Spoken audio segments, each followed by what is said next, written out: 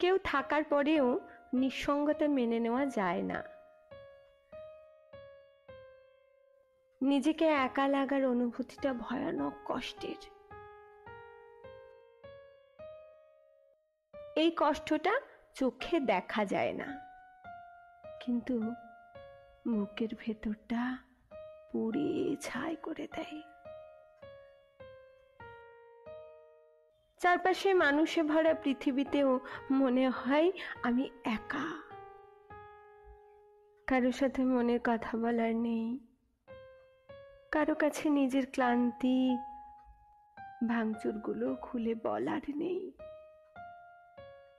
সবকিছু থাকা সত্ত্বেও যখন মনে হয় কিছুই নেই, তখনই বোঝা যায় নিঃসঙ্গতা কেমন নির্মম হতে পারে। হাসির আড়ালে জমে থাকা কান্না কেউ শোনে না, কেউ বুঝতেও চায় না। সবকিছু থাকা সত্ত্বেও একা লাগার যন্ত্রণা ঠিক সেই রকম।